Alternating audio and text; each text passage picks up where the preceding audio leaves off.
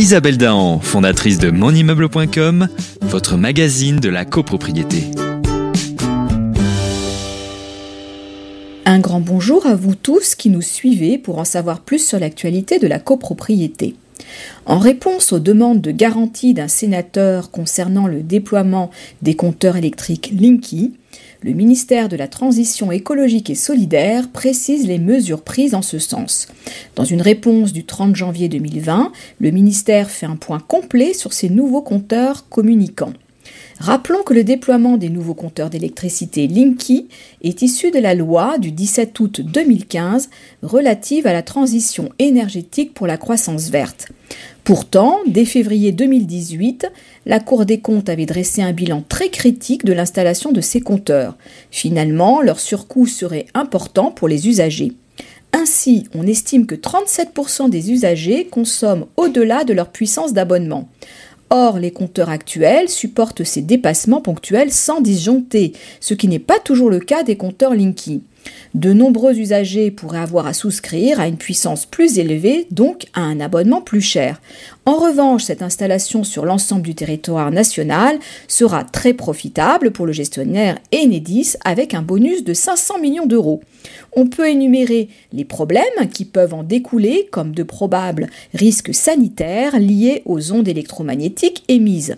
Toutefois, ce qui inquiète le plus le sénateur Fabien Gay, c'est le manque de garantie pour la protection des données personnelles fournies par les compteurs. La question est donc de savoir si l'on peut librement refuser l'installation du nouveau compteur sans entraîner la hausse du coût de l'abonnement ou du relevé des compteurs. Pour le gouvernement, le dispositif retenu pour le déploiement du compteur Linky permet au contraire de lisser l'impact financier pour le consommateur. En effet, le cadre financier mis en place par la Commission de régulation de l'énergie permet à l'opérateur d'avancer les coûts du déploiement qui lui seront ensuite remboursés à partir de 2021 par les économies réalisées à l'aide des nouveaux compteurs.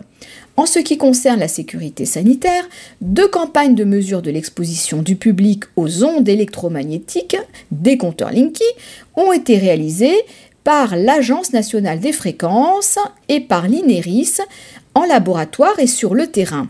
Ainsi, les ondes émises par le système Linky se sont révélées inférieures au plafond prévu par les normes sanitaires définies au niveau européen et français. Notons que la NFR permet à tout citoyen de faire gratuitement mesurer son exposition associée à des objets communicants fixes comme le compteur Linky. Sur la question de la puissance du compteur, la disjonction est dorénavant calibrée en fonction de la puissance souscrite contractuellement. Ainsi, il n'existe plus de différence entre la puissance du disjoncteur et la puissance souscrite afin d'éviter que le système disjoncte.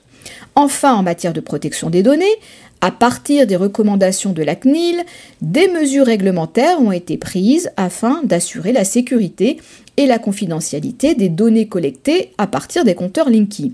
Ces mesures prévoient notamment que leur communication ne puisse avoir lieu sans l'autorisation préalable de l'usager.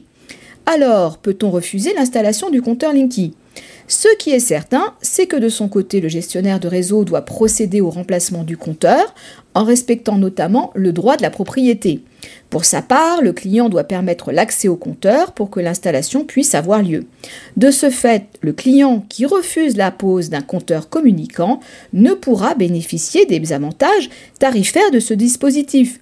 Rappelons que les prestations comme les relevés de compteurs par les agents sont actuellement gratuites. Dans le cas contraire, ces prestations seront alors facturées aux clients.